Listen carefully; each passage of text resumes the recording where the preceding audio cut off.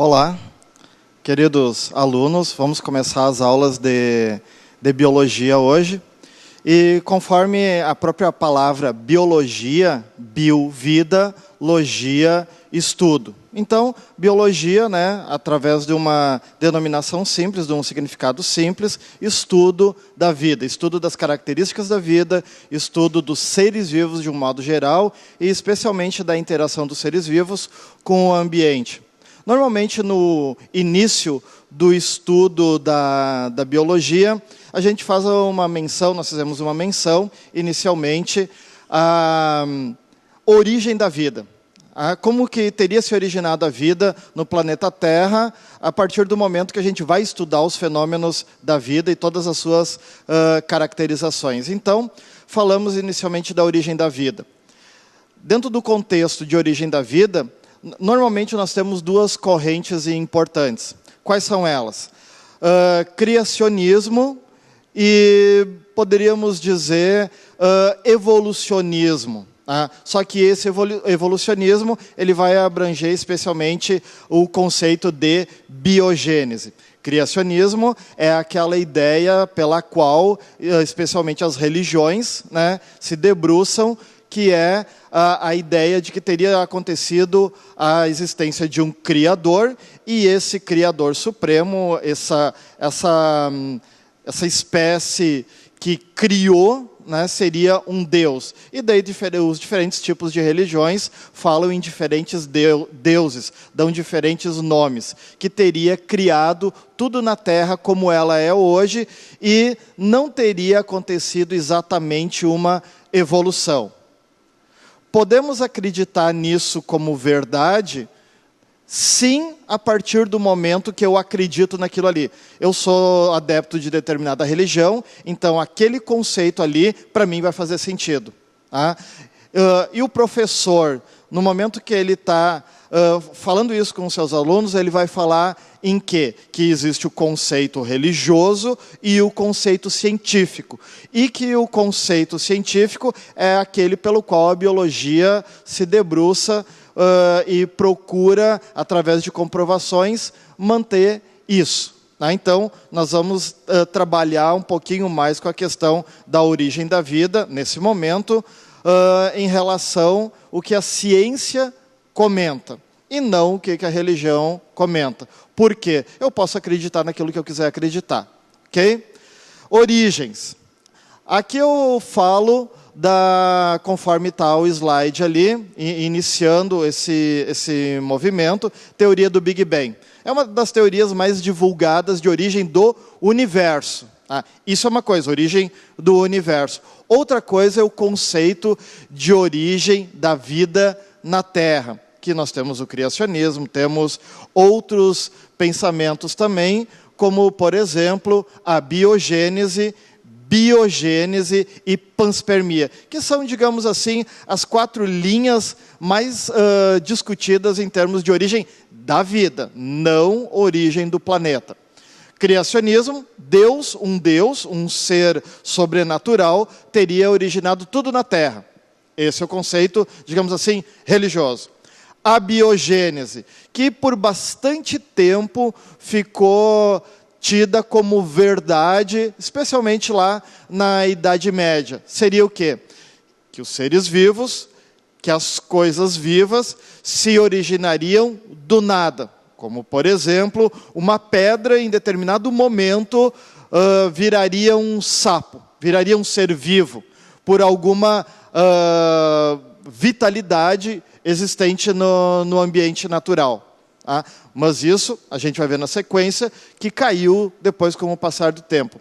Existe também o conceito de panspermia cósmica. O que seria panspermia cósmica?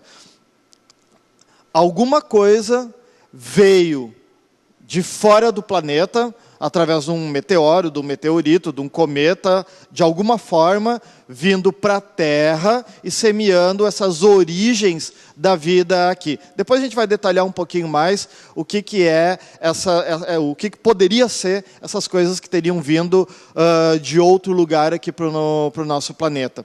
E a teoria mais aceita para a origem da vida, não a origem do planeta ou a origem do universo, é a biogênese. Ou seja, que todo ser vivo existente, ele é originário de um pré-existente. Então, todos os seres vivos têm que dar origem, essencialmente, que é uma das características dos seres vivos, a outro ser vivo. Só que aqui a gente tem um parênteses aqui para fazer, bastante importante, que se a vida obrigatoriamente precisa existir e surgir de um ser vivo pré-existente, esse pré-existente surgiu da onde?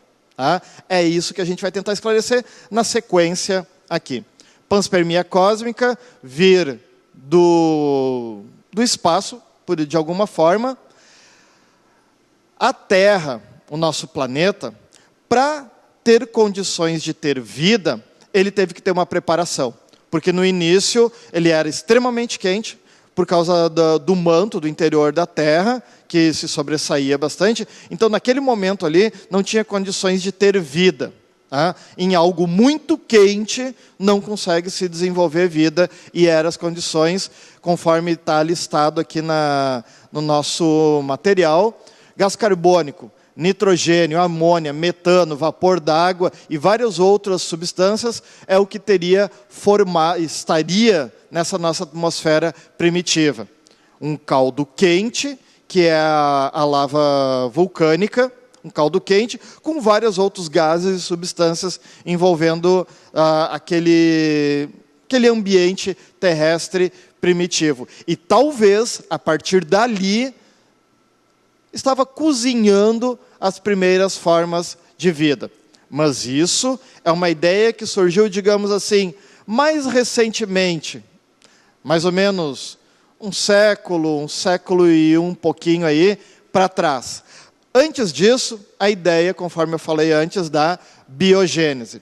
Cientistas como Aristóteles, Descartes, Isaac Newton, Hellman, todos esses cientistas falaram muito sobre como será que teria se originado a vida na Terra. E vários deles acreditavam no quê? Numa coisa que a gente chama de abiogênese, que é a criação, o desenvolvimento de um ser vivo a partir do nada. Inclusive, teve alguns cientistas que fizeram experimentos do tipo: colocaram roupa suja, suada, objetos podres e tudo desse tipo, num determinado ambiente, e deixaram ali. Depois de 5, 6, 7, 10 dias, foram lá ver aquele ambiente ali, tinha surgido ratos ali. O que eu vou pensar disso, desse experimento? Aqueles panos sujos e aquele material orgânico todo se transformaram em rato. E faziam experimentos e procuravam, através disso, comprovar que as coisas surgiam do nada. Da lama, do barro, das pedras, das rochas. Isso é a biogênese. Tá? Então, vários cientistas se debruçaram por muito tempo em cima dessas ideias aí. Chamado de abiogênese, também conhecido por geração espontânea. Okay?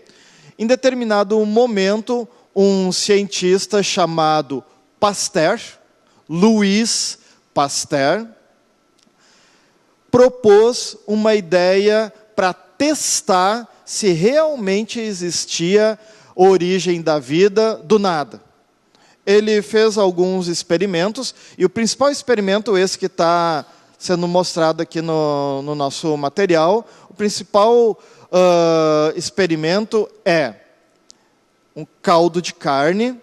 O Pasteur pegou o caldo de carne, colocou dentro de um vidro. E, a partir disso, ele passou por um processo de esterilização esse vidro. Ou seja, para matar qualquer tipo de micro-organismo que tivesse ali dentro. Para essa carne, para esse caldo de carne que estava dentro desse recipiente, não se desenvolver, não formar nada que não fosse para formar naquele momento ali.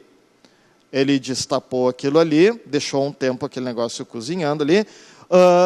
Depois de um tempo, foi ver, estava começando a surgir pequenos micro-organismos. Ou seja, ele não provou que não existe a biogênese. O que acontece? Ele fez de novo o experimento e gostaria que mostrasse aqui o slide aqui do experimento, que é bem importante. Aqui, no primeiro desenho ali, caldo nutritivo. No segundo desenho, foi colocado uma haste de vidro para tapar o experimento, conforme está no nosso material ali. Entortou, deixa o ar entrar, mas atrapalha bastante a penetração de bactérias, por exemplo, por causa das curvas que tem e do cano fininho que é. Deixa entrar ar, não vai morrer nada asfixiado ali dentro, e a bactéria ou algum outro micro-organismo que pudesse entrar ali, vai ter uma dificuldade bastante grande de entrar. E esteriliza. Aquece o experimento na tentativa de matar qualquer forma de vida. E depois deixou parado por bastante tempo. Depois desse tempo, foi lá, abriu, analisou o caldo nutritivo. Vamos ver agora se tem um ser vivo. Não tinha. Deixou parado mais tempo. Não se desenvolveu nenhum tipo de ser vivo. Então, com isso, ele provou que a carne, ou qualquer outro tipo de material orgânico, ou inorgânico até, não poderia se desenvolver do nada.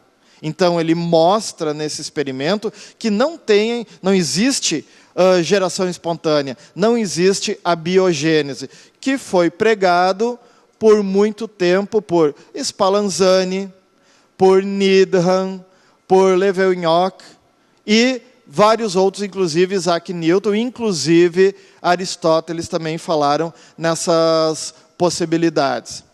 Até que no ano de 1860, um pouquinho mais de 100 anos, Louis Pasteur provou, através desse experimento, que não existe geração espontânea. Um parênteses aqui. Hoje em dia, nós usamos, podemos dizer diariamente, uma coisa chamada leite. Usamos o leite, bebemos como um alimento, e nas caixas de leite está escrito assim, produto pasteurizado. Qual é a origem desse pasteurizado? De Louis Pasteur. Ele foi um dos primeiros cientistas a fazer a esterilização de algum tipo de produto. Por quê? Os produtos, a tendência é o quê? Desenvolver bactérias. E quando as bactérias se desenvolvem, elas se proliferam, se nutrem daquele alimento ali, e a consequência disso é o apodrecimento. Então, a partir do momento que eu vou pasteurizar, eu vou esquentar uma determinada temperatura para matar bactérias que são resistentes ao calor. Resfriar numa determinada temperatura e eu mato as bactérias que são resistentes ao frio, eu estou tornando aquele produto totalmente estéril, sem nenhum ser vivo presente naquele produto ali. E a partir disso, eu tenho um produto com boas qualidades para me nutrir daquele produto ali e, teoricamente, então, não vai apresentar nenhum tipo de doença. Então, esse é o processo de pasteurização, a quente e a frio, que, primeiramente, Louis Pasteur, lá no século XIX, já falava, já falava nesse processo que depois ficou conhecido como pasteurização. Okay? Só que nós temos um problema. Pasteur provou, através desse experimento, que não foi só uma vez que ele fez, ele teve que repetir várias vezes o experimento, que é a base do método científico, que as coisas não se desenvolvem do nada. Ou seja, os seres vivos não se desenvolvem da matéria inanimada ou de outra matéria orgânica. Ele provou isso. Mas ele provou a origem da vida? ele conseguiu, através desse experimento, provar da onde que os seres vivos se originam? Não. Ele provou da onde não vem, mas ele não provou da onde vem. Ou seja, houve algumas críticas a esse respeito, porque ele provou que não, mas não provou que sim, da onde que vem.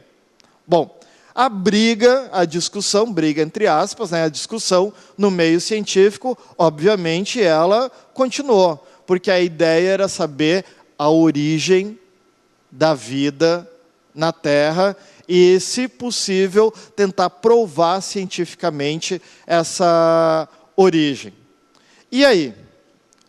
O que será que foi testado a partir disso para tentar ter essa prova? Bom, primeiro,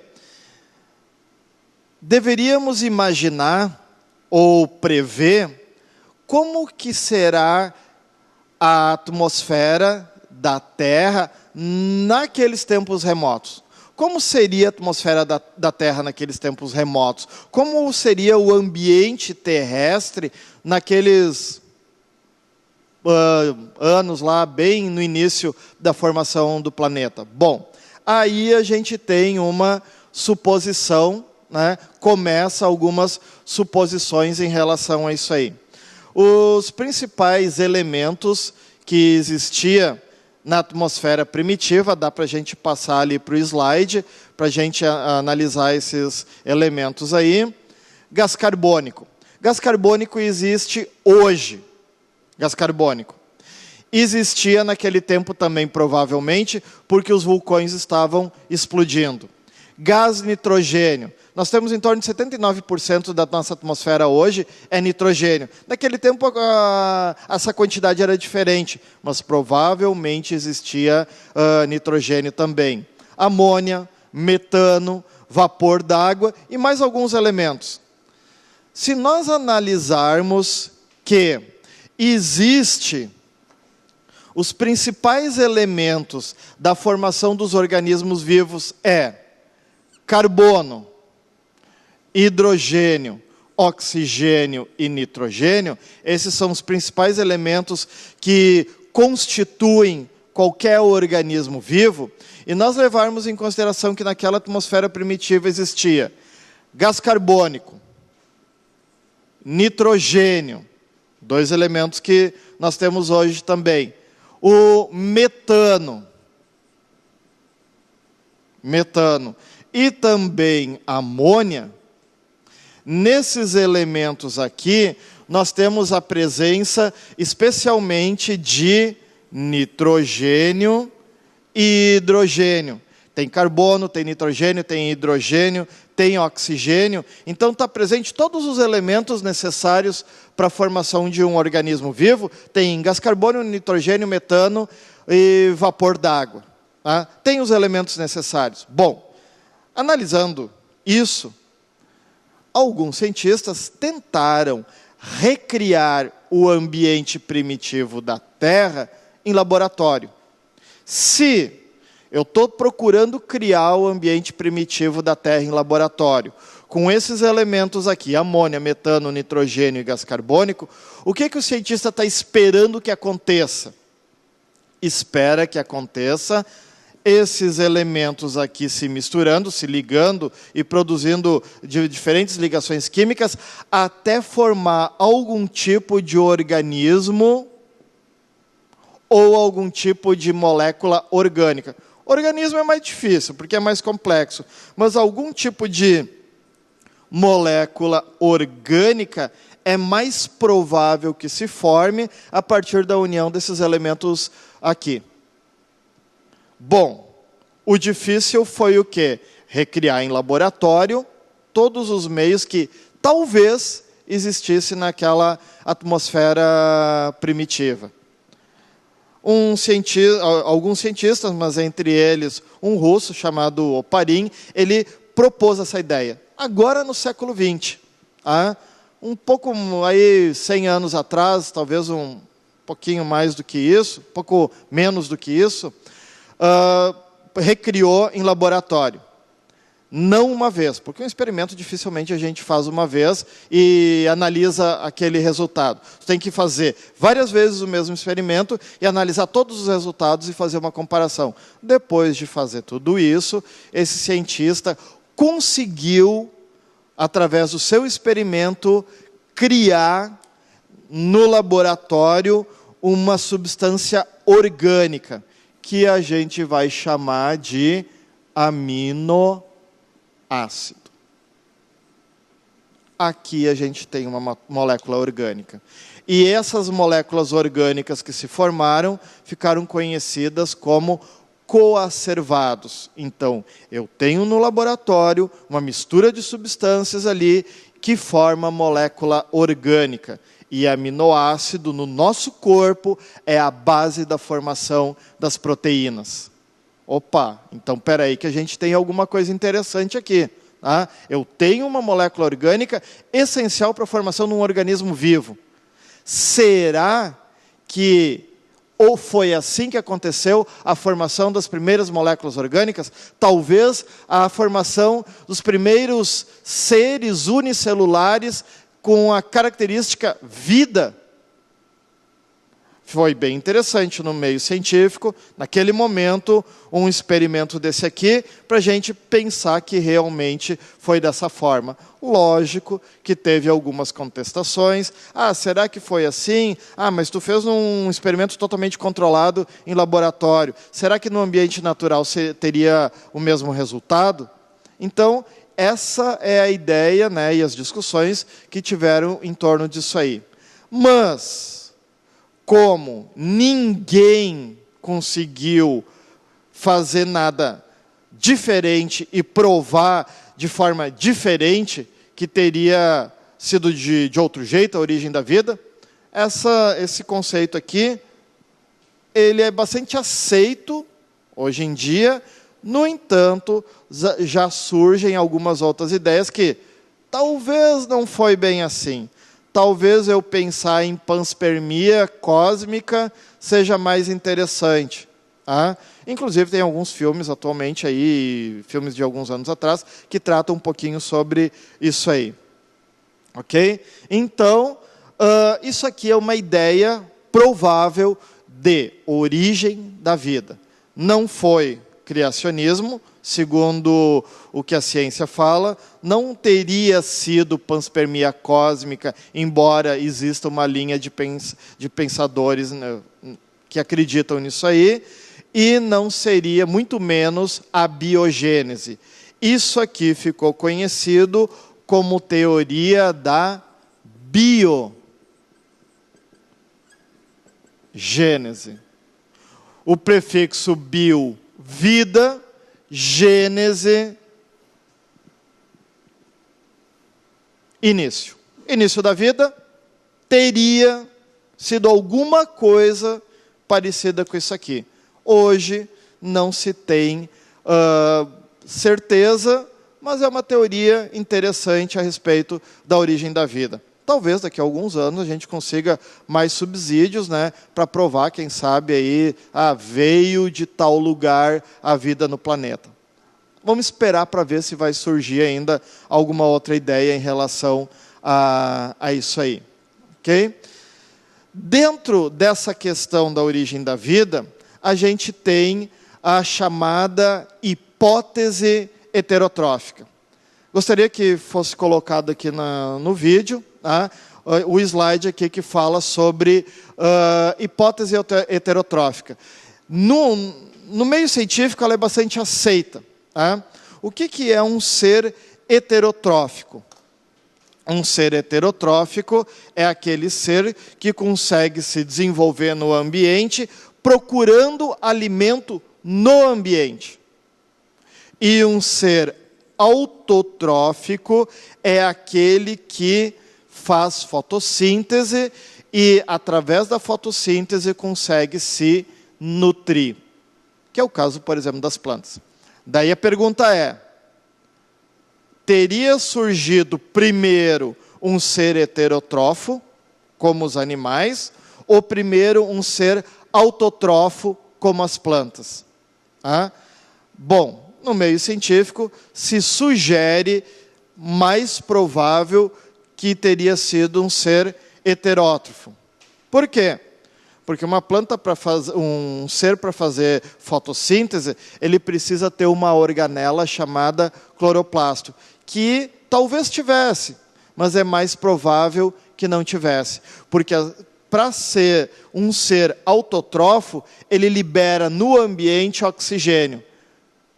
E muito provavelmente não existia oxigênio na atmosfera primitiva, pois não se encontrou vestígio de coisas oxidadas, de rocha oxidada, naquela atmosfera primitiva. Então é mais fácil pensar que, se houve isso aqui, provavelmente formou inicialmente um ser heterótrofo. Bom, evoluindo um pouquinho nisso, esses heterótrofos acabaram se organizando de tal forma, mais adiante, a ponto de criar uma membrana envolvendo seu organismo, e aí aparece uma coisa chamada célula. Essa célula é uma célula heterótrofa, que aí talvez teria se convertido, de alguma forma, num ser autótrofo. Talvez, não se sabe. Mas o certo é que, em determinado momento, surgiram esses seres autótrofos que capturaram do ambiente gás carbônico e, através disso, conseguiram liberar oxigênio. Um gás que até então não existia na atmosfera. Esse gás oxigênio foi um caos para a natureza, porque o oxigênio oxida. E os seres que viviam naquele momento, muitos morreram, porque eles não conseguiram assimilar esse oxigênio. E o oxigênio, naquele momento ali, era um gás tóxico. Matou uma quantidade bastante grande de indivíduos. O gás oxigênio. Okay? Depois, seguindo mais adiante na evolução, através de mutações e de reorganizações de moléculas orgânicas, assimilação de novas organelas do ambiente, especialmente a mitocôndria. O que acontece? Alguns seres começam a utilizar esse oxigênio para ajudar a fazer a respiração celular, a nutrição do organismo. Aí começa uma evolução. As células se agregam, começa a formar seres pluricelulares e, dessa forma, provavelmente, em termos de vida, o planeta Terra evoluiu. Ok? Oparin e o parceiro lá, dele na época, o que vivia com ele naquela época lá, fizeram o mesmo experimento, aquele ali do laboratório, o ambiente terrestre reproduzido em laboratório. Oparin foi o primeiro, Haldane também fez esse experimento, e outros cientistas acabaram fazendo esse experimento depois, para tentar comprovar se realmente é isso que teria acontecido. Ok? Então, teoricamente, supostamente, teria surgido primeiro seres heterótrofos, depois autótrofos, liberaram oxigênio no ambiente, e esse oxigênio, naquele primeiro momento, foi ruim, foi extremamente tóxico, e depois houve outro ser com a capacidade de absorver isso, e a gente está aqui hoje. Somos derivados, somos descendentes de todas essas organizações, se isso existiu de verdade. Por enquanto, são teorias bastante aceitas no meio científico. Okay?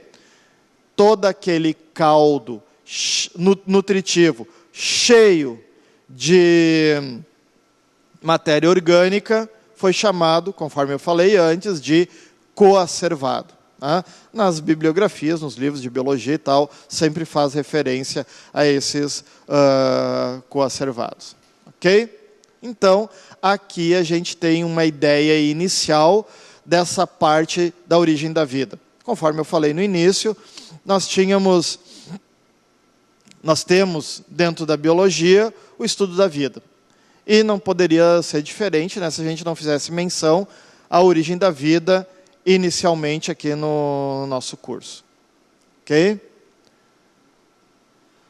Seguindo um pouco mais adiante, nós vamos falar de algo bastante importante. Depois de todo esse negócio aqui acontecer, de todas essas substâncias químicas aqui se formarem, se organizarem para formar as primeiras moléculas orgânicas e provavelmente as primeiras células vivas, precisava o quê? Manter esse sistema. Esse sistema precisava ser mantido. Através do quê? Da alimentação. E desde o início tem um elemento básico, importantíssimo,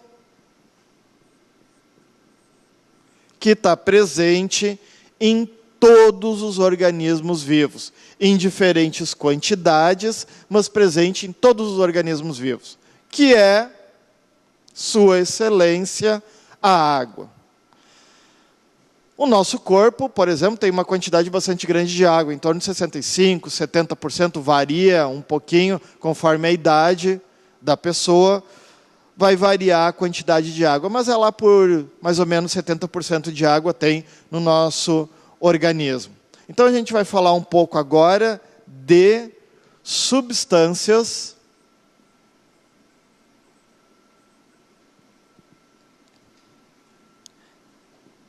inorgânicas que estão presentes na formação do nosso organismo e do organismo dos outros seres vivos também. Nós vamos deixar a questão da origem da vida, falamos um pouquinho sobre a origem da vida, né, é um assunto bastante vasto, né, dá para fazer um curso só sobre origem da vida, mas a ideia básica, a ideia inicial é justamente essa aí, dar uma ideia de como teria surgido a vida. Bom, na sequência, vamos estudar as substâncias orgânicas e inorgânicas que fazem parte da constituição dos organismos vivos, especialmente o nosso corpo. Okay? Substâncias inorgânicas. Quem são? Água e sais minerais. Água e sais minerais. Podemos colocar aqui também vitaminas que elas entram um pouquinho dentro disso aqui também. Água e sais minerais. Qual será a importância da água para o nosso corpo?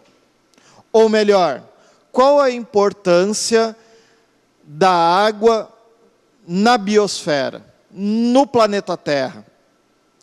A importância da água para a biosfera, digamos assim, é semelhante à importância da água para o nosso corpo. Se perguntasse assim, o que a água faz dentro do nosso corpo? Talvez uma resposta dentro do senso comum seria hidratar o organismo. Quando a gente está conversando com os nossos estudantes, qual é a importância da água para o organismo? Hidratar. Não é isso que a gente ouve falar no nosso dia a dia. A água serve para hidratar. Tá? A água serve para regar as plantas, para molhar elas, para dar água. Tá? Mas me parece que esse conceito sobre a água é bastante simples. Então a gente pode aprofundar um pouquinho mais. O que a água faz dentro do nosso corpo? Hidratar é o quê? Colocar água. A água entra, daí eu vou fazer xixi ali, vou urinar e a água vai sair. Ela entra e sai. Obviamente que não. A água lá entra e ela tem uma função. Uma não, várias funções dentro do nosso organismo. Bom, vamos ver então o que a gente pode falar da água agindo dentro do nosso organismo. Os principais elementos para a nossa vida são água, alimento de um modo geral, alimento sólido, e oxigênio. Se eu parar de respirar por 10 minutos, se eu conseguir, ou por algum motivo eu não consigo respirar por 10 minutos, eu vou morrer. Falta oxigênio no meu organismo e eu vou morrer. Bom, alguém diria assim, tá, mas existe campeonato de apneia e o pessoal fica mais de 10 minutos sem respirar. O pessoal é treinado para isso. Eu não. Se eu ficar 2 minutos sem respirar, eu já estou passando mal. Se eu ficar 10, 15 minutos sem respirar, eu morro. A maioria das pessoas acontece isso. Se tu ficar num lugar fechado que acabar o oxigênio, tu vai morrer asfixiado. Ou seja, a falta do oxigênio mata rápido. Se eu ficar sem comer comida sólida, quanto tempo eu consigo ficar? 1 semana, 2, 3. Quando chegar lá na 3ª semana, o organismo já está bem debilitado, a pessoa está quase morrendo. Mas se nessas 3 semanas, esse exemplo que eu estou passando aqui, a pessoa só beber água, ela aguenta 3 semanas, ela aguenta ali as 3 semanas.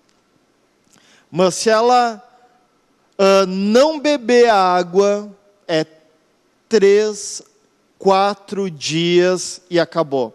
Então, o que é mais importante? Primeiro, oxigênio, depois água e depois o restante do alimento. Então, por isso, a gente consegue ter uma ideia bem interessante sobre a importância da água no nosso corpo. Mas, o que a água faz no nosso corpo? O que ela faz? O que ela está fazendo no nosso organismo? Primeiro, importante, ela mantém a temperatura do nosso corpo, ajuda a regular a temperatura, funciona como solvente, dissolve determinadas substâncias, participa de intensas reações químicas e ajuda muito no transporte de substâncias por dentro do nosso organismo. Olha só, a pessoa está com febre, 39 graus, 40, bebe água, começa a dar água para a pessoa. Ajuda? Ajuda, não muito. Continua a febre, vai tomar lá um antitérmico, remédio. Ajuda? Sim, ajuda bastante. E se não tem antitérmico? O que tu faz com a pessoa? Põe ela debaixo de um chuveiro, não com água gelada, senão tu vai matar a pessoa, vai dar um choque térmico, mas uma água fria. Daí não adianta também, vai matar igual, daí não adianta. Água fria, a água ajuda a regular a temperatura. Nesse caso, do lado de fora. E do lado de dentro também. Então, a água é extremamente importante para regular a temperatura. Vamos imaginar uma situação. O que acontece? A pessoa está com diarreia. Diarreia é o quê? Perda de água. Durante 2 dias, 3 dias, bebe e a água não fica no organismo. A pessoa está perdendo muita água. Já está urinando. Já está perdendo água pela urina. E pela diarreia também. O que vai acontecer? A pessoa vai ficar desidratada, ela precisa beber água. Ela precisa reter a água no organismo. Por isso que é extremamente perigoso a pessoa ficar mais de 2 ou 3 dias com diarreia. Então, aqui a gente já vê uma importância bem significativa da água. Participa de reações químicas. Só vai acontecer reação química, a maioria das reações químicas, na presença de água. Parei de beber água, a reação química não acontece, a célula morre por causa disso e, consequentemente, morre o organismo. A água faz a dissolução de determinadas substâncias também para conseguir ingerir elas e digerir e ingerir os alimentos. Então, aqui rapidamente a gente já vê várias funções da água que são importantes. E é isso que a água faz no nosso corpo. A água, ela não só hidrata, ela também regula outras funções. Um exemplo prático aqui.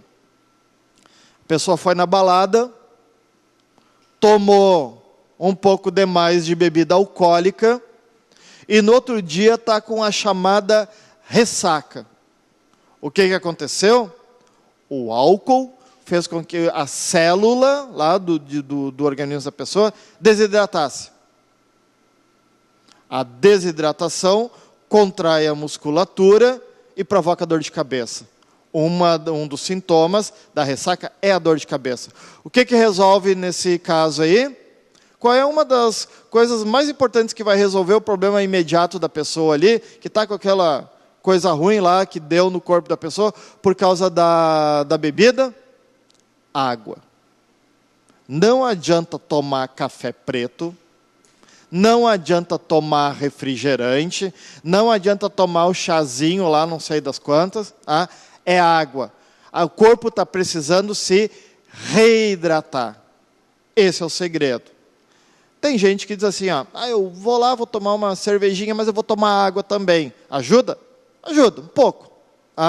Tu precisa hidratar o organismo com água, não com outras coisas. Coca-Cola resolve para matar a sede? Não. O que resolve para matar a sede é água, para hidratar as células, hidratar os tecidos e manter lá as funções da célula e do organismo, ok? Então, a gente tem aí algumas funções da água, especialmente solvente, participa de uma série de reações químicas, como essa aqui. Gostaria que mostrasse aqui novamente o slide, para a gente discutir um pouquinho. Nós temos ali o quê? 2 aminoácidos. Em cima ali, 2 aminoácidos. Quando os aminoácidos se ligam, sobra uma molécula de água. Quando eu quero dissolver o dipeptídeo que está embaixo ali, que está unido, eu jogo a água ali e ele se separa. O que eu fiz? Eu fiz uma dissolução com água. Isso que está sendo representado aqui no slide é uma reação química. Um exemplo.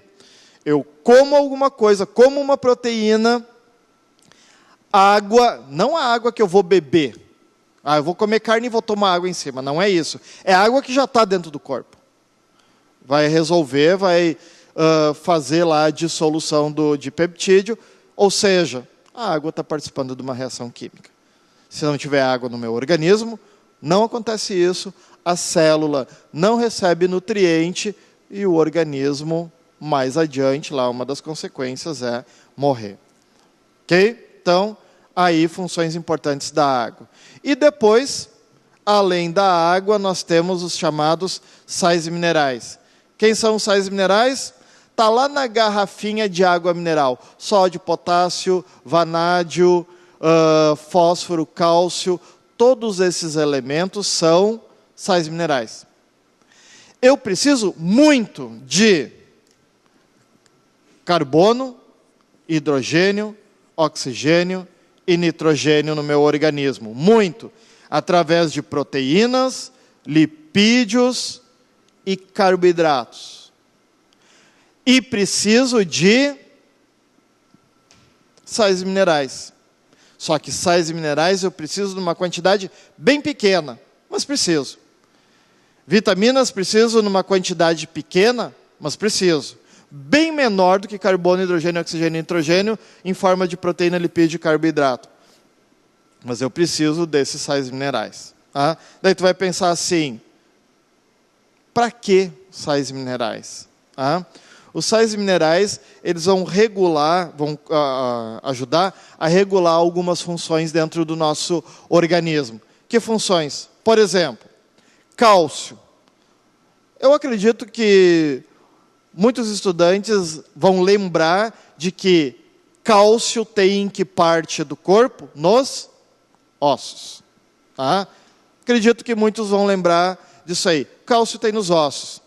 Ou seja, o cálcio que eu vou ingerir cálcio é um sal mineral que eu vou ingerir, precisa para a constituição do osso. Ajuda também na coagulação do sangue. Eu cortei, o sangue saiu. Chega uma hora que aquele corte começa a cicatrizar e cria aquela casquinha por cima e tal, processo que a gente conhece. Se eu não tiver cálcio no meu organismo, esse processo de cicatrização vai ter uma dificuldade bastante grande. O sódio e o potássio são importantíssimos para o funcionamento da bomba de sódio e potássio, que ativa as células nervosas para mim conseguir executar as minhas funções. aquela ação de reflexo que a gente tem. Alguém vai jogar alguma coisa em ti, tu coloca as mãos na frente. Essa ação de reflexo, quem vai fazer isso? Sistema nervoso. E o sistema nervoso só vai fazer se estiver funcionando bem. E funcionar bem significa ter sais minerais, especialmente sódio e potássio, para a célula nervosa funcionar bem. Ok? Então, mais uma função dos sais minerais. Um sal mineral bastante importante, assim como os outros são também, é chamado de iodo. Nós temos uma glândula aqui, a glândula tireoide, aqui do lado não, aqui, mais centralizada aqui, glândula tireoide. E ela funciona, entre outras coisas, à base de iodo. Se no meu organismo não tiver iodo, o que vai acontecer? A glândula tireoide não funciona e ela incha, provoca um inchaço. Uma doença chamada bócio endêmico. Falta de iodo, incha a glândula e a pessoa vai ter aquele problema ali na glândula tireoide.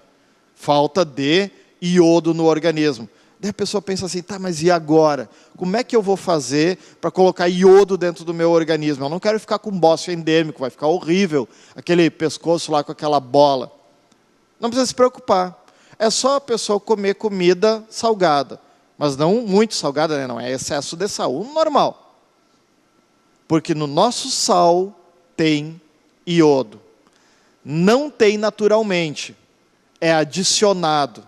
Lá na indústria, quando está sendo refinado o sal, preparado ele para ser comercializado, é adicionado iodo. Tanto é que se a gente for lá no mercado, pegar um pacotinho de sal, muitos deles vai estar escrito assim, sal iodado. Então, é adicionado iodo no sal, e isso aí já ajuda a resolver esse problema. A gente não vê ninguém com bócio endêmico por aí. Muito difícil. Antigamente a gente via mais. Hoje em dia é difícil ver na população alguém com isso aí. Depois que começou a ser adicionado iodo no sal. Então aqui eu fiz a referência a alguns sais minerais. Tá? A importância de alguns sais minerais. A gente pode consultar no nosso material, na nossa apostila, tem uma lista de sais minerais e as suas funções. Tá? O que é interessante saber dali?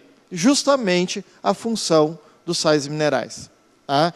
Quando a gente bebe água mineral, que a gente compra lá no mercado, lá, água mineral, a gente vai ler no rótulo todos os sais minerais que entram naquela constituição ali. Se a gente quiser saber a função de cada um deles, a gente vai dar uma pesquisada, no nosso material tem ali de vários deles a função desses sais minerais, que são extremamente importantes para regular diversas funções que tem esses elementos aí no nosso organismo. Ok? Então, sais minerais. E as vitaminas, a mesma coisa. Tá? Nós temos vários tipos de vitamina A, B, B1, B6, B12 e outros do complexo B, C, D, K e assim vai. Todas elas a gente precisa ingerir pouco delas, mas todas elas vão regular determinadas funções no organismo. E tem uma em especial, que é a vitamina D. A vitamina D, o nosso organismo sintetiza a vitamina D a partir da radiação do sol. O sol incide sobre a pele e isso faz produzir vitamina D.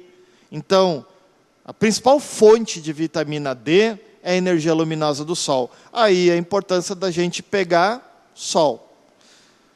Daí o nosso estudante vai dizer assim, tá, mas o sol em excesso pode provocar câncer de pele. Tá? Excesso, não de vez em quando. A gente precisa pegar sol. Tá? A pessoa tem a pele muito clara, ela se protege, enche de protetor solar no rosto, nos braços e tal, e não pega sol de jeito nenhum. Pode ter uma deficiência em vitamina D. Então tem que ter algum cuidado. Tá? Pegar sol é bom, tanto é que as pessoas que estão recolhidas lá nos presídios, né? O pessoal que fez mal lá para a sociedade, eles têm direito de pelo menos 1 hora por dia de sol, tá? Justamente para não ter deficiência de vitamina D, que é o que acontecia bem antigamente, né? O pessoal ficava preso e ficava preso. E aos poucos ia morrendo. Tinha deficiência disso, daquilo, daquele outro, né? E uma dessas deficiências é de vitamina D. Água, sais minerais e vitaminas são elementos, são substâncias inorgânicas que o nosso corpo precisa em pequena quantidade, mas precisa pequena quantidade de sais minerais e vitaminas. Água precisa bastante, ok? Então, fazendo uma menção a isso aí, ok? Substâncias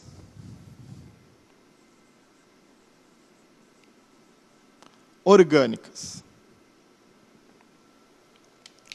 As substâncias orgânicas, nós precisamos numa quantidade bem significativa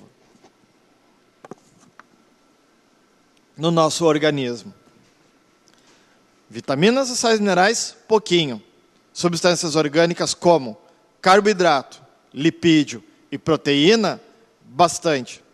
Ah, mas como assim precisa de muito carboidrato? Chocolate, bolacha, massas em geral, macarrão, tudo isso tem muito carboidrato. E esses carboidratos, eles são extremamente importantes para nós. De todos os elementos orgânicos, o que mais eu preciso é carboidrato. Então, os carboidratos, eles são muito importantes. Bom, daí tem gente que vai dizer assim, mas chocolate demais, massa demais, pão demais, doce, não vai dar problema? Vai. O excesso. De novo, a mesma coisa, o excesso. Se nós fizermos uma pirâmide alimentar com as principais necessidades, os carboidratos vão estar aqui embaixo. É a base e precisa de mais. Depois outros elementos, até chegar aqui no topo, que está as vitaminas, que são importantes, mas precisa pouco. Carboidrato, relembrando, através do senso comum, a gente pode dizer que é doce. Nem todos os carboidratos têm gosto doce. Mas, para a gente começar a enquadrar aqui o nosso estudo, carboidrato é doce. Certo? Depois a gente vai ver que não é bem assim. Precisamos em grande quantidade. Ok? E a fórmula química de todos os carboidratos é carbono com água. O que é carboidrato? Carboidrato. Carbono hidratado. Ou seja, é uma molécula essencialmente à base de carbono, mas com moléculas de águas associadas. Não que o carboidrato seja líquido, não é isso. Mas com moléculas, com a constituição, né, desse H2O nas suas moléculas. Lógico que se nós pegarmos um carboidrato, a fórmula dele, da glicose, da sacarose, da frutose, dos polissacarídeos, não é isso aqui. É bem maior, bem mais complexo disso aqui. Mas a fórmula básica é isso aqui. Hidrato de carbono. Então, nós vamos ingerir bastante, devemos ingerir bastante os carboidratos. Por quê? Por que eu preciso ingerir carboidrato? Porque carboidrato é a fonte de energia para o meu organismo. A pessoa está mal, não come já há algum tempo, dá um carboidratozinho para ele, para começar ali, que já vai começar a ajudar bastante. Então, carboidrato, primeiro, principal fonte de energia. Mas gordura não é fonte de energia? É. Proteína não é fonte de energia? É. Boa fonte de energia. Mas os carboidratos são os principais. Então, nós poderíamos comentar um pouquinho sobre essas funções do carboidrato. Principal, energética. Produzir energia, ou melhor, liberar energia para o nosso organismo. Falamos já em chocolate, bolacha, arroz, massa, batata. Tudo isso é riquíssimo em carboidrato. Essencial para o nosso organismo. Mas os carboidratos não têm só essa função energética. Tem outras funções também, como, por exemplo, função estrutural. Vejamos. Função estrutural. Um exemplo. Célula animal. Membrana, citoplasma e núcleo. A base. Célula vegetal. Tem lá o seu núcleo, tem lá suas organelas, vacúolo, e assim vai. E tem uma membrana. Depois da membrana, entre a membrana ali e o citoplasma, nós temos uma coisa chamada parede celular. E a parede celular é uma estrutura de suporte para a célula. Para a célula ter uma boa constituição e ela não estufar e estragar, se romper, tem essa parede aqui para ajudar a sustentar. E essa parede é formada por um polissacarídeo, que é um carboidrato, chamado de celulose. Serve como alimento a celulose? Serve. Mas aqui na parede celular, ela está tendo uma função de estrutura. Uma função estrutural. Exemplo, né, de função estrutural. Quando o animal herbívoro come lá o pasto, a graminha dele lá, o capim, ele está ingerindo isso aqui? Está ingerindo. Quando nós comemos alface, nós estamos comendo celulose? Sim, estamos comendo. Para nós é um pouquinho difícil de digerir a celulose, mas a gente tem a flora intestinal que ajuda a digerir a celulose. Então, o que acontece aqui? Função estrutural, podemos dizer que tem função de alimentação também. Mas aqui a ideia é dar o exemplo da função estrutural. Ok? Uma outra função importante dos carboidratos falei de energética, falei de estrutural. Tem uma função importante de reserva. Eu preciso, para as minhas necessidades diárias, vamos supor aí em torno de 2.500 calorias. Só que eu não ingeri hoje 2.500 calorias. Eu ingeri 8.000 calorias. Tá, mas eu preciso, para mim fazer as minhas atividades, ir aqui, ali, dar aula e tal, 2.500 calorias mais ou menos, talvez um pouco mais. Só que eu comi bem de manhã, fiz um lanche, almocei bem, fiz mais um lanche de tarde, mais um sorvete lá e mais um cheeseburger de noite, bastante carboidrato, 8, 9.000 calorias, mas eu não gastei tudo. Vai dar um saldo negativo para mim, né, de 6.000 calorias. Negativo porque eu não estou usando ele. Ele vai ser negativo para mim. Para onde vai essas 6.000 calorias que eu não estou usando? Vai entrar em forma de reserva. Boa parte vai virar gordura e alguma parte vai estar em reserva como carboidrato num órgão chamado fígado, numa molécula que tem o nome de glicogênio. Reserva. Pergunta: será que as plantas têm alguma estrutura de reserva também? Ou elas não comem tanto assim? Ou elas não se alimentam tanto? As plantas, para se alimentar, elas fazem fotossíntese. Imagina uma plantinha aqui, com um sol aqui, o dia todo, sol intenso. ela vai fazer uma quantidade de fotossíntese bem grande. Ela vai utilizar tudo isso? O que não for utilizado vai ser armazenado. E as plantas têm uma estrutura de armazenamento, um polissacarídeo, que é um carboidrato, chamado de amido. O amido armazena bastante energia. Nas plantas.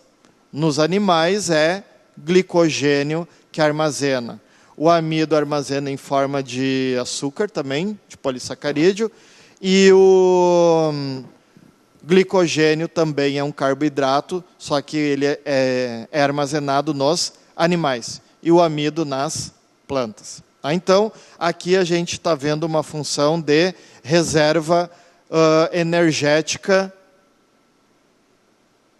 das plantas e dos animais, a partir de carboidrato. Poderíamos dizer que nós temos uma outra função estrutural dos carboidratos, mas essa função estrutural ela é um pouquinho diferente. Participa da estrutura da molécula de DNA. Tem uma função genética, digamos assim. Lá na molécula de DNA nós temos citosina, timina, adenina e guanina.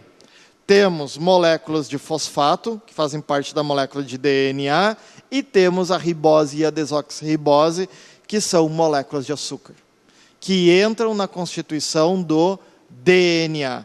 Então, olha só em quantos lugares tem açúcar no nosso corpo. Açúcar no sentido de carboidrato. Nas células do nosso corpo, tem as chamadas glicoproteínas.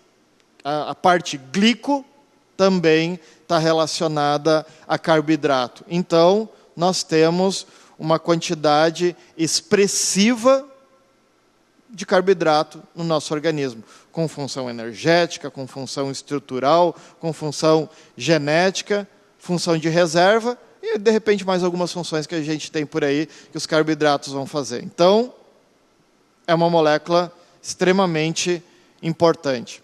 Se nós formos falar em classificação dos carboidratos, nós vamos falar que existem os monossacarídeos, existem os disacarídeos, e a gente pode dizer também que existem os polissacarídeos. Os monossacarídeos são moléculas pequenas de carboidrato, os disacarídeos um pouquinho maior, e os polissacarídeos, moléculas grandes de carboidrato.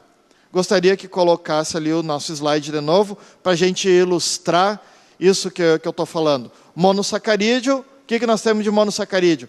Glicose, frutose, galactose, ribose e desoxirribose. São moléculas, conforme a nossa imagem ali, pequenas. Moléculas pequenas de carboidrato. Esses são chamados de monossacarídeos. Quando eu tenho a união de um monossacarídeo com outro monossacarídeo, aí eu vou ter o quê? Disacarídeo. Quem são os disacarídeos? São substâncias de carboidrato que vão ter normalmente um gosto doce, só que elas têm uma quantidade energética um pouquinho maior. Os chamados disacarídeos. Exemplo de disacarídeo, sacarose, e podemos falar também que existe a lactose, que é um outro tipo de disacarídeo bastante importante, que tem na natureza, tem nas frutas, tem em vários tipos de elementos. Um parêntese aqui de novo, para nós falarmos um pouquinho do carboidrato no nosso organismo. A principal molécula de carboidrato que vai andar pelo nosso organismo e que vai liberar uma quantidade bastante grande de energia é a glicose. uma molécula que todos acredito que já tenham ouvido falar na tal de glicose. Vários alimentos têm glicose, importantíssima para o nosso organismo, para a produção de energia. Só que a gente tem um problema aqui. A glicose em excesso, ela vai virar reserva de gordura. Nós temos no nosso corpo um órgão chamado pâncreas. O que o pâncreas faz? Ele regula a quantidade de glicose no organismo. Ele vai liberando insulina, a insulina vai regular a quantidade de açúcar. Por exemplo, aqui tem a corrente sanguínea, o vaso sanguíneo. Nas adjacências está as células. E daí a glicose está vindo aqui pelo sangue. E daí vai um pouco para cá, um pouco para cá, um pouco para cá, e está levando açúcar para a célula, normal. Graças à insulina. A insulina está fazendo essa distribuição. Se o pâncreas para de produzir insulina, o que vai acontecer? Não vai mais ter essa distribuição de glicose para as células. Limita a distribuição de glicose para as células, e a glicose não vai mais para as células, e essa glicose vai ficar onde? Na corrente sanguínea. E açúcar demais na corrente sanguínea provoca uma doença chamada diabetes. Diabetes mellitus. Excesso de açúcar, que a gente já ouviu falar, né? Acho que muita gente conhece isso. Excesso de açúcar no sangue. A insulina não está mais funcionando e não está mais jogando açúcar para as células. As células vão começar a ter um déficit de energia, e isso é problema para o organismo do indivíduo. Ok? O que o diabético vai ter que fazer? Injeção de insulina. Fazendo injeção de insulina, acontece a distribuição de açúcar para as células, baixa a quantidade de açúcar nos vasos sanguíneos e normaliza. E daí a pessoa começa a ter uma vida um pouco melhor, naquele momento pelo menos. Ok? Então, nós vamos ter esse problema aí quando o pâncreas deixar de produzir insulina ou diminuir a quantidade de insulina. Mas qual é o problema de ter muito açúcar no sangue? Excesso de açúcar no sangue provoca o quê? Imagina assim, tu tem um recipiente lá, uma xícara, uma caneca, e daí tu coloca café ali, café com leite. Tu não gosta de tomar aquele café com leite ali daquele jeito que tá, porque o gosto não tá legal, daí tu coloca açúcar. Sei lá, coloca 2 colherinhas ali de açúcar. Daí fica um pouquinho doce, fica mais gostoso e tal, tu vai tomar. Não coloca 2 colherinhas de açúcar, coloca 3 conchas de açúcar. Vai ter açúcar até aqui, vai transbordar ali. E tenta mexer aquilo ali. Vai ficar pesado, vai ficar um creme aquilo ali. Imagina uma coisa, não assim, parecida nos vasos sanguíneos. Um sangue mais denso. Ele vai circular normal como estava circulando antes? Não. Aí é que está o problema. Atinge a circulação, o sangue não circula mais direito, e nas extremidades do corpo, os pés e as mãos, o sangue não consegue chegar direito. E se o negócio se agravar demais, vai começar a necrosar a ponta dos dedos, vai começar a morrer, né, porque não chega mais sangue lá. E para a pessoa, para não ficar feio aquilo ali, amputa os dedos.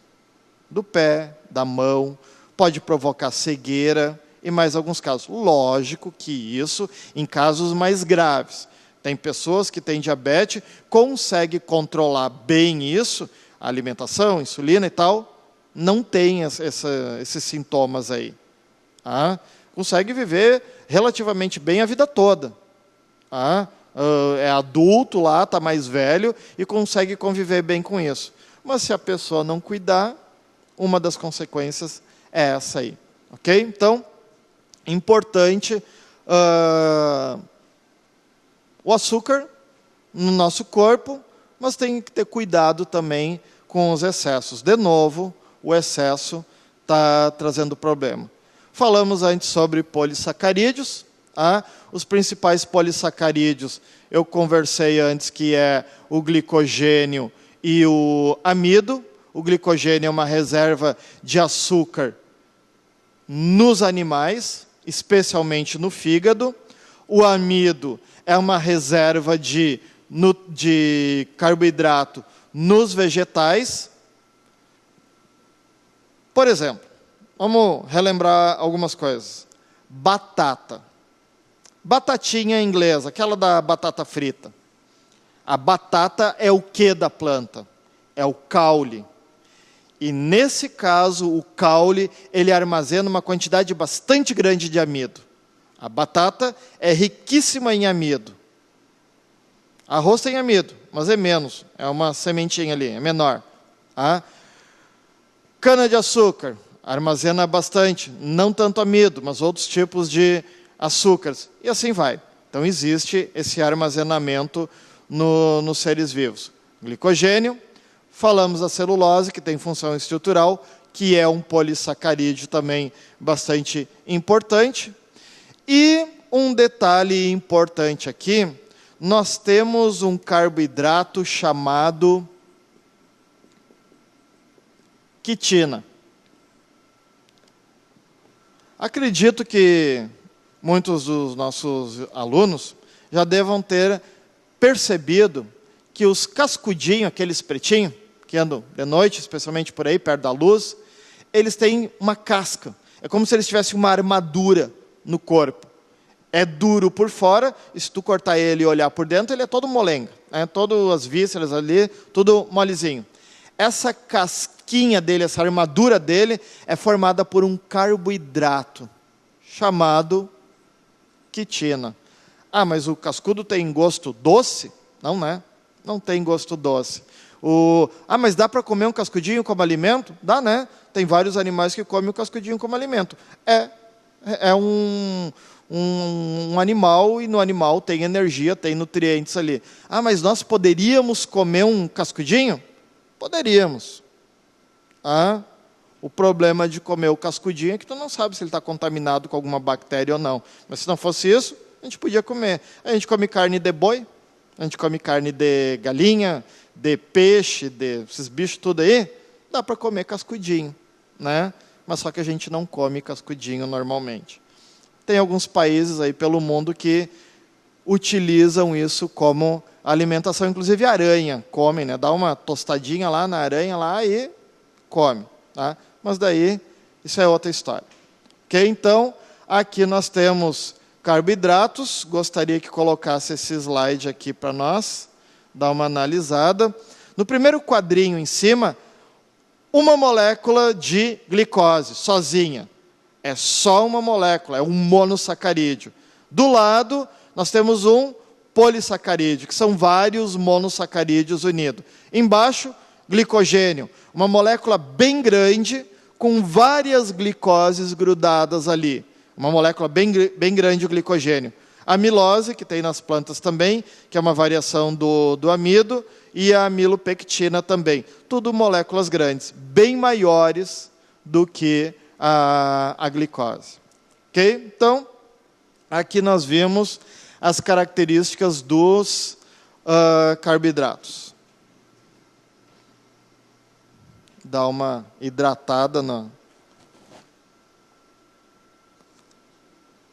organismo. E vamos adiante. Falamos, molécula orgânica. Quem é que a gente falou de molécula orgânica? Carboidrato. Não dá para dizer assim a mais importante, mas é a mais importante no sentido de energia. Energeticamente, é sim a mais importante. Na sequência, vamos falar um pouquinho dos lipídios.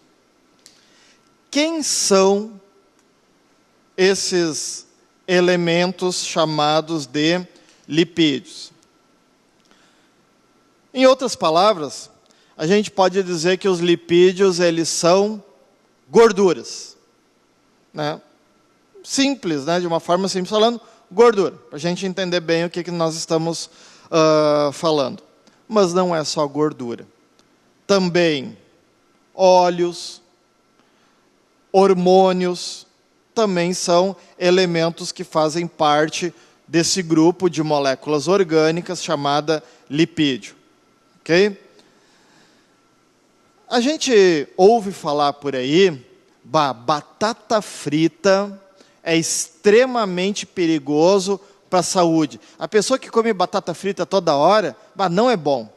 Mas a batata frita ela não é boa por causa que ela é frita na gordura. E essa gordura, se tu ingerir demais, passa, eventualmente, a trazer algum tipo de problema para ti. Então, aí que está o problema. Mas se tivesse um jeito de fazer a batata frita sem estar na gordura, que nem tem algumas coisas mais modernas aí, né, panelas e tal, né? Não dá para fazer propaganda aqui de panela agora, né? Mas a panela tem que tu frita a batata sem óleo. Fica sequinha ali, crocante, beleza. Tá bom isso? Tá. Tudo bem, a batata ela tem bastante amido, né? Ela é meio calórica. Mas se tu tirar a gordura, já fica bem melhor. É a mesma história do ovo. Ovo frito é perigoso. Mas não é o ovo frito. É o frito que é perigoso. De novo, gordura. Tá? Gordura comum. A pessoa ingere excessivamente, pode começar a dar problema. Porque se eu comer ovo cru, não tem essa gordura toda, tem bastante proteína, é um alimento saudável, né, importante para a alimentação. Então, essas gorduras que a gente ingere é que acabam fazendo mal quando está em excesso. Vai fazer aquele churrasco com uma costela cheia de gordurinha, assim, que tu coloca no espeto, começa a derreter e ela fica meio crocante depois. Dá uma vontade de comer, porque aquilo tem um gosto bom, mas aquela gordura ali tem que ter cuidado, né? Não dá para exagerar. Sempre, né, a questão do exagero, não ser demais uma coisa nem outra. Tem que equilibrar. Não que não dê para comer gordura, é importante comer gordura. A gente deve comer gordura, porque, por exemplo, os hormônios são a base de gordura, então tu vai acabar auxiliando nisso aí. Mas o problema sempre, de novo, o excesso. Ok? Continuando aqui nos lipídios, a classificação, ali a gente tem os glicerídeos, ceras, esteroides, fosfolipídios e várias classes diferentes de lipídios a gente tem dentro desse grupo aí. Uma molécula de gordura, ela é formada por ácido graxo, quimicamente falando é uma molécula de ácido, os ácidos graxos, e ácidos graxos e muita molécula de colesterol. Quando a gente ouve falar em colesterol, colesterol é perigoso. Cuidado com colesterol. Se a pessoa tiver com colesterol alto, é perigoso. É perigoso? É perigoso. Mas o colesterol é bom e é importante para o nosso organismo. A gente precisa ter colesterol no nosso organismo. Não pode ter demais.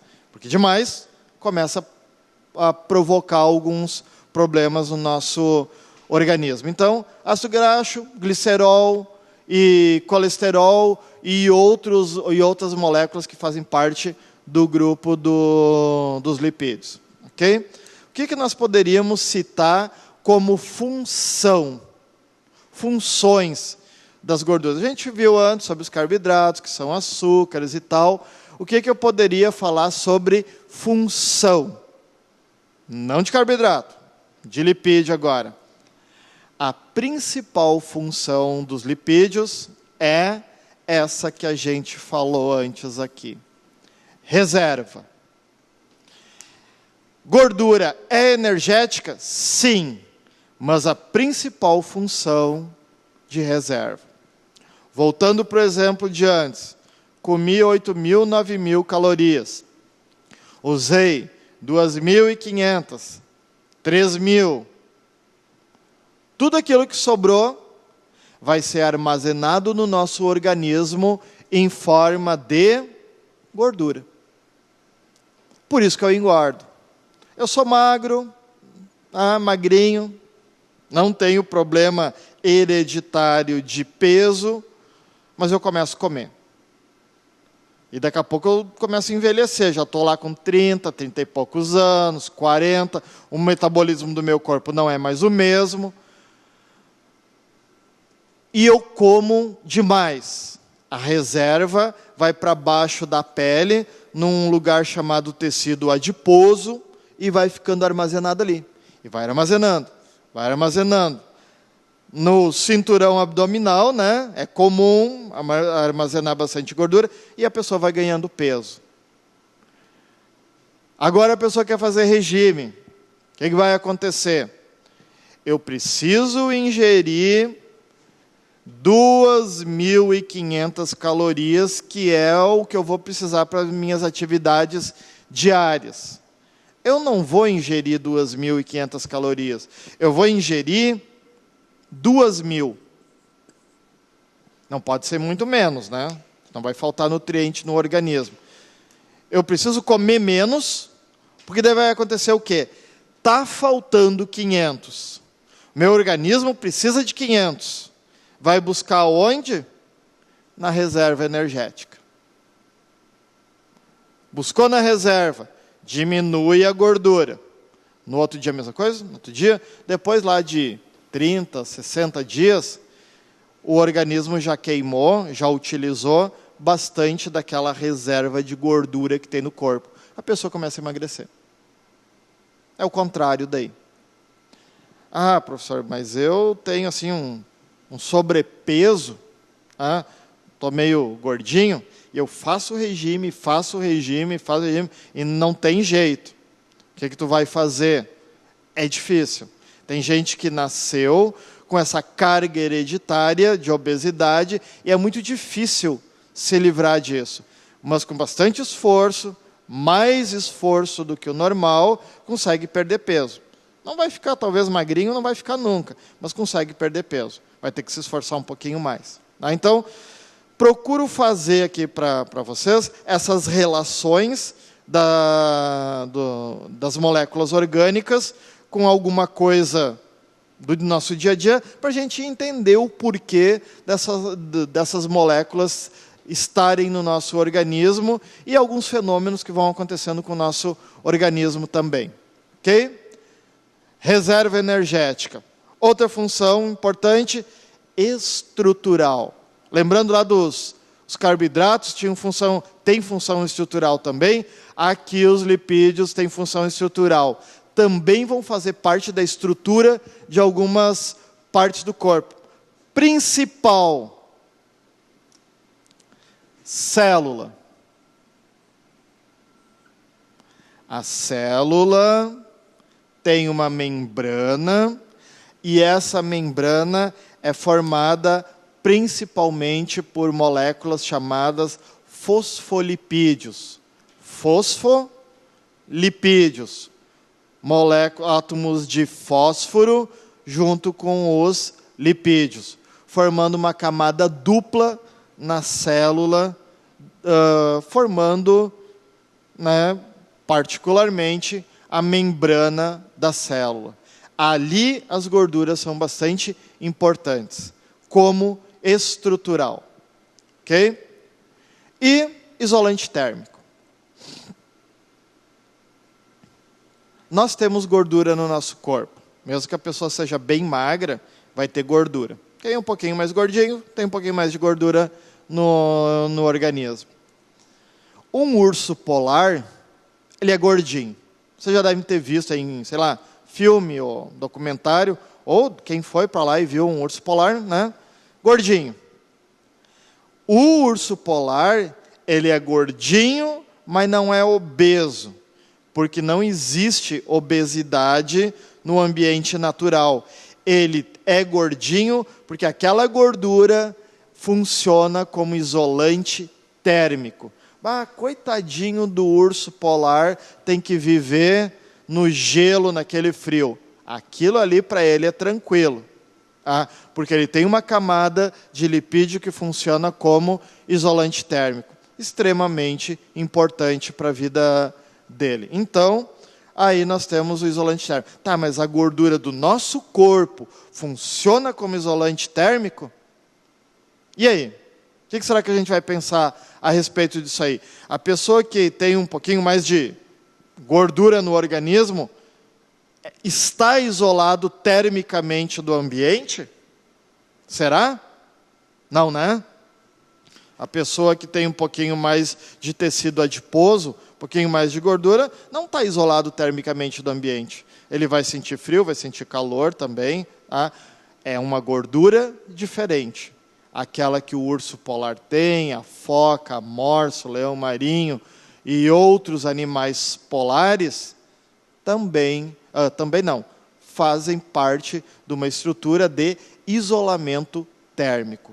Cuidado para não confundir com um isolante elétrico. Não tem nada a ver. Leva choque igual. Já vi aluno colocar em avaliação isolante elétrico, se confundindo. Cuidado.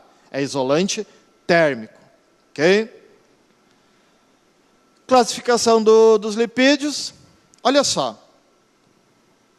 Para quem já tomou um banho de piscina, de rio, de mar, mergulhou.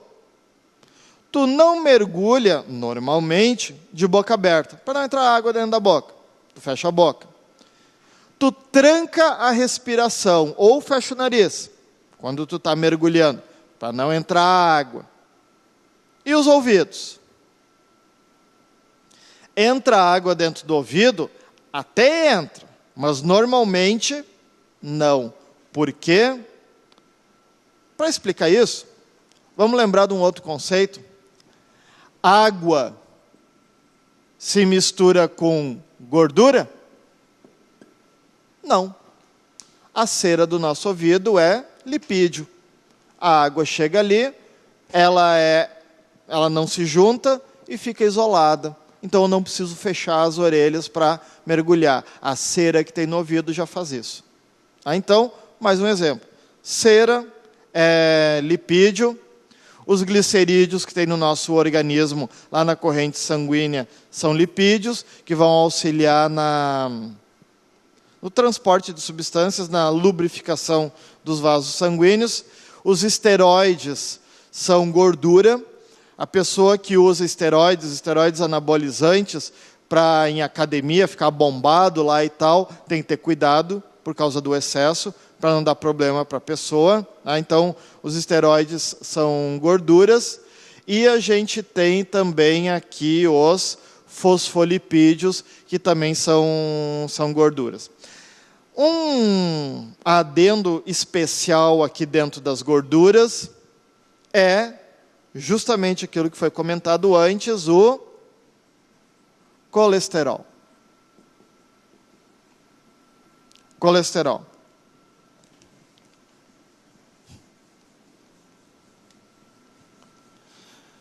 No nosso organismo, não tem um tipo de colesterol só.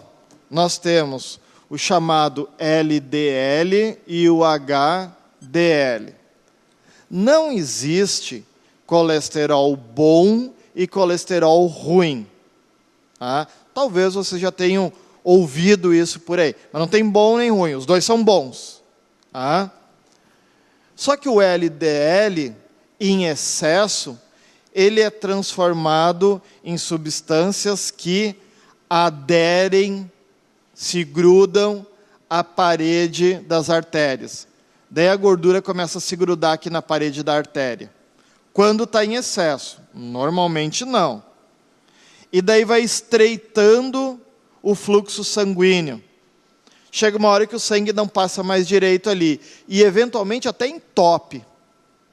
e daí a pessoa vai ter que fazer uma cirurgia, algum tipo de procedimento ali, não necessariamente cirurgia, para desentupir ou fazer algum procedimento para remover isso aqui.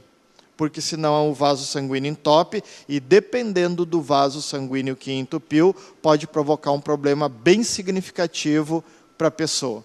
Tá? Um derrame em várias partes do organismo. Se for derrame cerebral, AVC, é pior ainda. Então, cuidado com o excesso de gordura. O LDL faz isso aí. E o HDL, ele faz um papel contrário. O LDL entope e o HDL procura desentupir o vaso sanguíneo. Tá? Sendo assim, os dois têm que ter uma determinada quantidade, porque um vai anulando o outro, um suja e o outro limpa. Se os dois estiverem mais ou menos regulados nas quantidades que deve ter, vai estar tudo bem ali no vaso sanguíneo. Não vai grudar nem nada. Ok? Então, o HDL é aquele que suja, que entope, que estraga, que por algum motivo provoca algum prejuízo, e o HDL procura dissolver aquela gordura que tem ali. Ok? Então, o que a gente viu aqui? Algumas funções dos lipídios, a importância deles no nosso organismo e uma relação importante do nosso dia a dia, né? Questão de saúde também, a presença do colesterol no nosso organismo. Ok? Vamos adiante aqui e vamos chegar no elemento chamado, na molécula orgânica chamada proteína.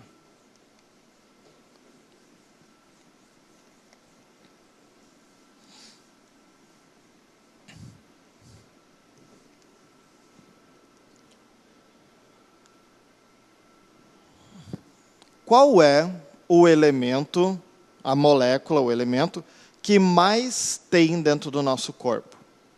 Qual é? Falamos antes? Água. A água é o elemento que mais tem no nosso corpo. Se a gente pegar uma pessoa e desidratar ela, tirar toda a água, ela murcha bastante, tá? Porque tem bastante água. O segundo elemento que a gente pode dizer que mais tem no nosso corpo é proteína. Quando a gente olha para uma pessoa, tudo que a gente está vendo é proteína. A pele é proteína, o cabelo é proteína, unha é proteína. Então, e lá dentro do corpo tem um monte de proteína também. Então, tirando a água, o que mais tem no nosso organismo é proteína. Carboidrato, principal função, energética. Lipídio, principal função, reserva energética. E proteína, principal função, estrutural. A gente viu que lipídio tem função estrutural, carboidrato tem função estrutural, mas as proteínas são as moléculas que mais funcionam como estrutura nos organismos vivos. Falei para vocês que o nosso corpo é proteína.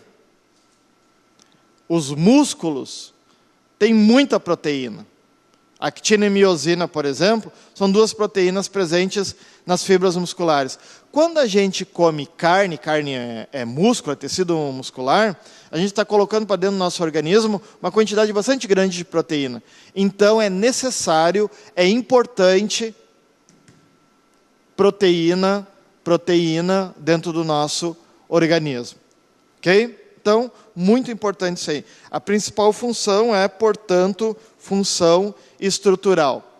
Onde a gente acha a proteína? Principalmente em carne, de diferentes tipos de carne, principalmente carne de gado, e acha proteína nos derivados de animal também. Leite, ovos, tem bastante proteína. Então, a principal função, né, estrutural. Pode ser produzido energia a partir das proteínas? Pode. Daí tem uma via diferente, que não é a mesma via que os carboidratos produzem energia, mas é possível. Tá? Lá no início, quando a gente falou em origem da vida, eu falei assim, uma das primeiras moléculas que o Oparin e o Haldane conseguiram naquele experimento que ele fez foi aminoácido. E olha só que interessante, os aminoácidos são a base da formação das proteínas. As proteínas são moléculas grandes, formadas por moléculas menores, chamadas de aminoácidos. Quando eu como um pedaço de carne, o meu organismo digere a proteína e quebra toda essa proteína em aminoácidos. E esses aminoácidos vão lá para dentro da minha célula e reconstrói as proteínas que precisam ser reconstruídas a nível celular. Então, é bastante complexo a organização celular. Okay? Então, os aminoácidos são a base de formação das proteínas. Gostaria que colocasse esse slide ali na tela, para a gente discutir um pouquinho. Embaixo, ali a fórmula básica de um carboidrato. Tem ali o grupo amina, o grupo carboxila, e mais um radical ali onde está o R, vai uma outra molécula ali. A base dos aminoácidos são todas iguais. Passando para esse slide aqui, nós temos mostrando aqui todos os aminoácidos que a gente tem no organismo. Quantos são? Basicamente 20 aminoácidos.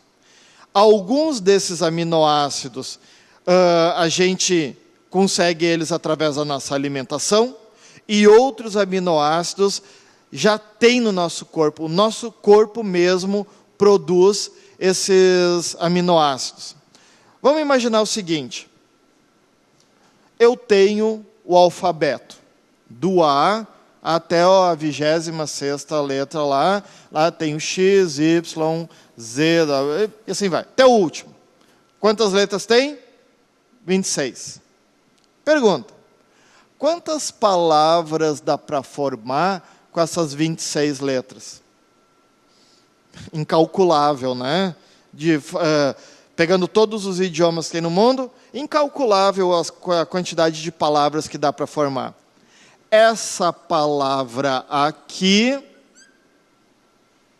é diferente dessa palavra aqui, mas usa as mesmas letras. Mas eu reorganizando, eu tenho um significado diferente. Posso colocar isso aqui também, outro significado com as mesmas letras.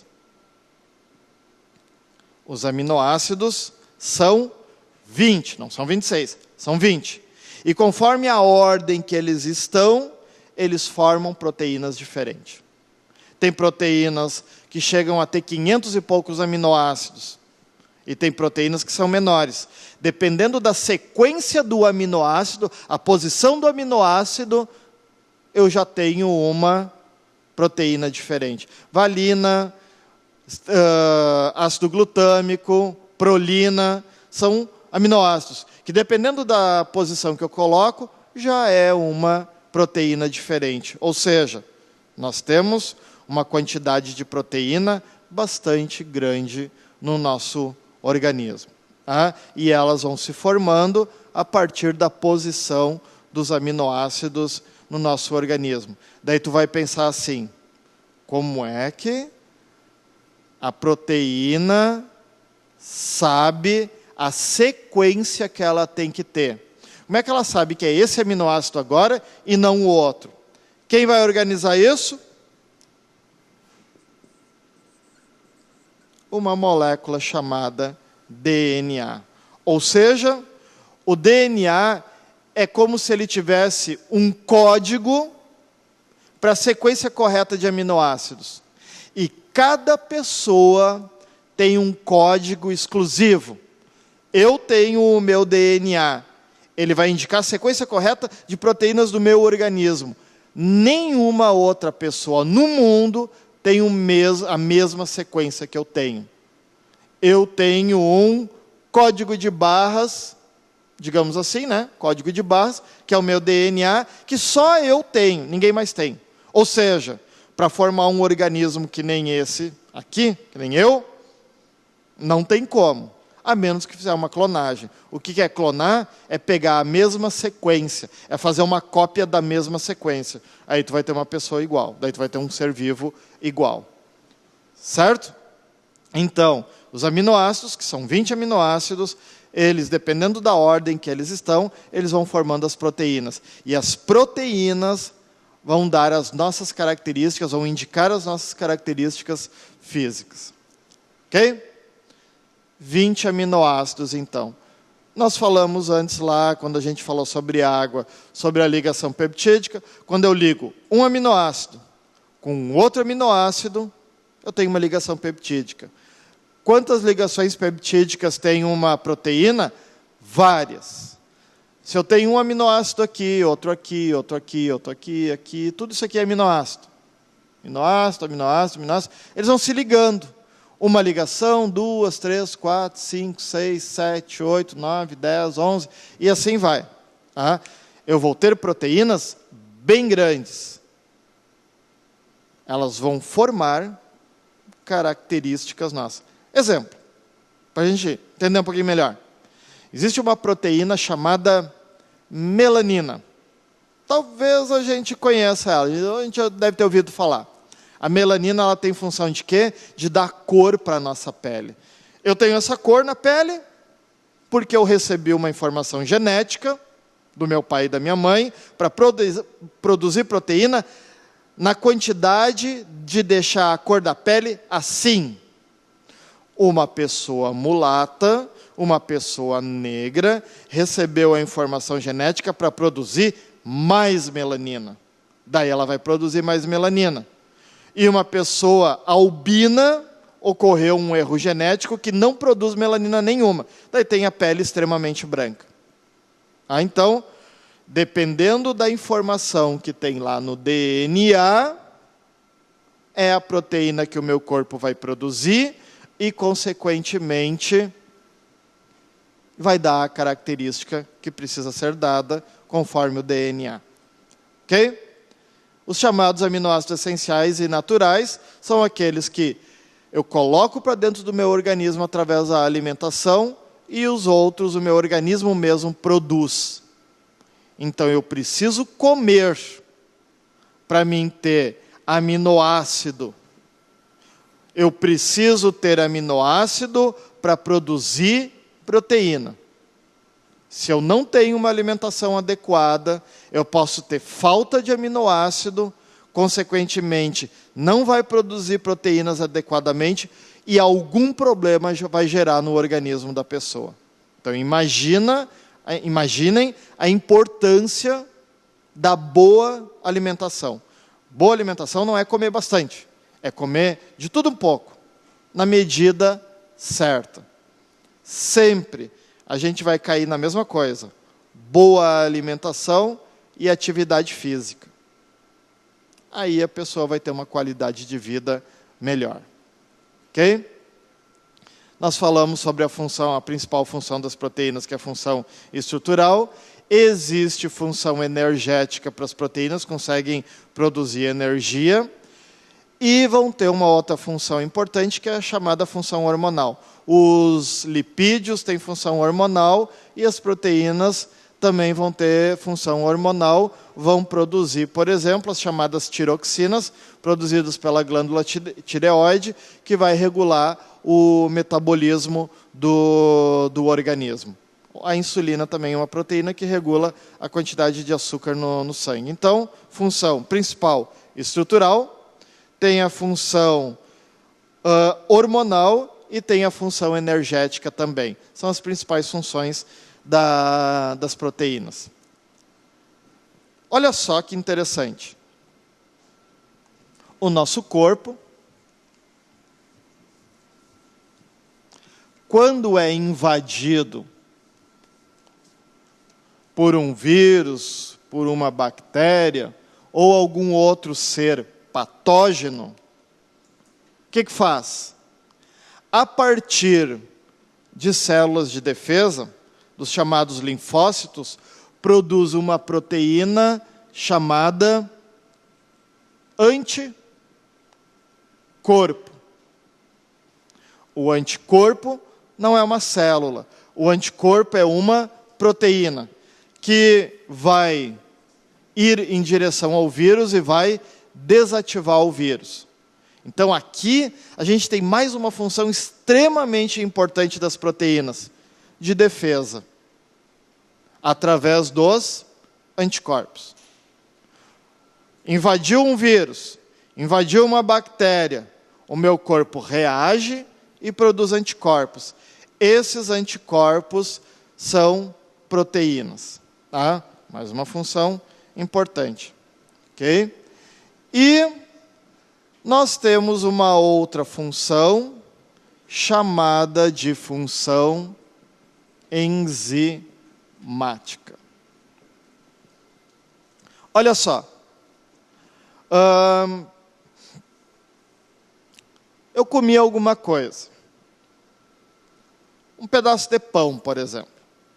Esse pão, ele é grande. Só que esses nutrientes do pão, eles têm que entrar lá dentro da célula. Não fica no estômago, não fica no intestino.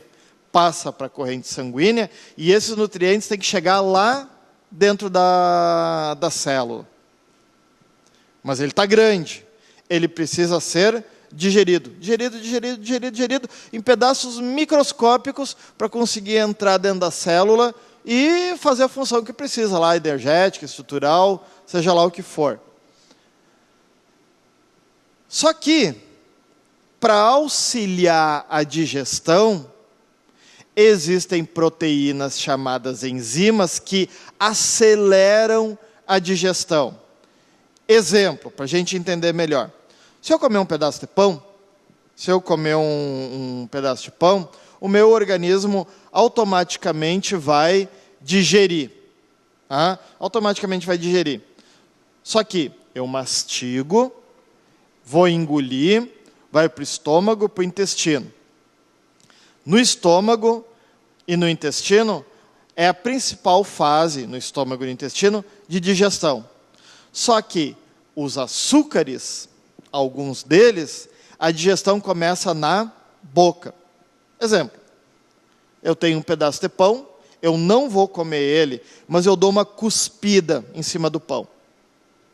Na minha saliva tem uma enzima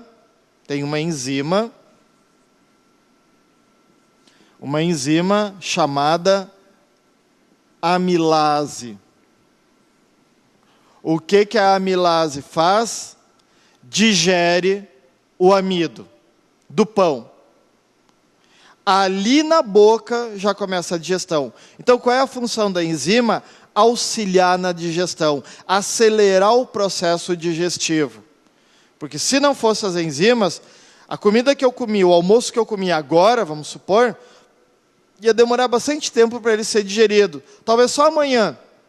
E com as enzimas, isso acontece um pouquinho mais rápido. Acelera o metabolismo, acelera a digestão. Então, essa é a principal função das enzimas. Acelerar o processo digestivo. Tá? Acelerar o processo de catalítico ali do organismo no processo digestivo. Então, é extremamente importante essas moléculas aí, especialmente para digestão. Ok? As enzimas, então, elas têm função de catalisador biológico. Catalisador é o quê? Acelera, né? Acelera a digestão dos alimentos. Aqui eu coloquei o exemplo da amilase. A amilase digere amido. O nome está associado, né? Amido, amilase. Se eu vou destruir lipídios, vou quebrar moléculas de lipídios para fazer a digestão, vai ter uma enzima específica. Que enzima é essa? O nome, né, tem associação. É lipase. E normalmente vai ser assim. O nome da molécula Normalmente essas moléculas têm enzimas específicas e daí recebem esses nomes parecidos, ali já fica até mais fácil da gente lembrar o nome de cada enzima. Ou seja, função das enzimas, acelerar o metabolismo. Mas tem duas coisas que vão atrapalhar a ação da enzima: a temperatura e o pH. pH é o quê? Potencial hidrogeniônico. Eu posso ter o pH ácido demais ou alcalino demais. Se não está no padrão que deveria ser, a enzima não funciona.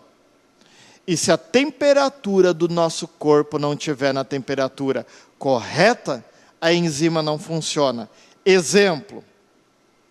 Por que é ruim a gente estar com febre?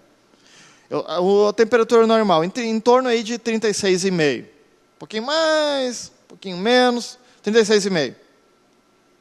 Subiu a temperatura do meu corpo, foi para 39,40. Aumentou a temperatura, começa a desnaturação das proteínas, especialmente das enzimas. Começa a quebrar a molécula. Agora imagina começar a quebrar as proteínas do nosso corpo. Por isso que a gente morre se a gente tiver uma febre muito alta. A febre é uma coisa boa, ajuda, como sintoma, para matar bactérias e tal, mas eu tenho que controlar essa temperatura. 38, 39, beleza, tudo bem, mas passou ali dos 40, 41, 42, o negócio começa a ficar feio, tem que dar um jeito de baixar a temperatura. Desnatura as proteínas e o indivíduo pode morrer. Então, olha só quantas associações a gente consegue fazer a partir do estudo dos carboidratos, lipídios, proteínas, inclusive da origem da vida. O estudo é interessante porque eu preciso entender como são, as funções deles, mas especialmente qual é a relação desse estudo com o dia a dia, com o nosso dia a dia. É importante eu conseguir fazer essa transposição do estudo que eu estou tendo, né, do cognitivo ali que eu estou aprendendo na sala de aula, e fazer a transposição para o meu dia a dia. Por que febre é ruim? Porque, o que acontece com diabetes, colesterol, o que é leite pasteurizado? As ciências da natureza, um dos principais objetivos que tem é justamente esse: explicar os fenômenos que acontecem na natureza e dentro dos organismos vivos. E a partir do momento que a gente começa a entender isso aqui, né, entender esse processo aqui específico, a gente começa a entender como é que funciona o nosso organismo e por que acontecem determinadas situações com o nosso organismo. A ciência da natureza é para isso aí. Então, hoje, a ideia era a gente ver um pouquinho sobre a origem da vida e as moléculas que fazem o nosso corpo funcionar. Na próxima aula, a gente vai continuar falando um pouquinho dessas moléculas e vamos evoluir um pouquinho mais no nosso estudo ali, não falar tanto em molécula, mas falar mais em organelas e funções disso dentro do corpo humano e do corpo dos seres vivos como um todo. Ok? Por hoje, é isso aí. Tchau, pessoal. Até a próxima.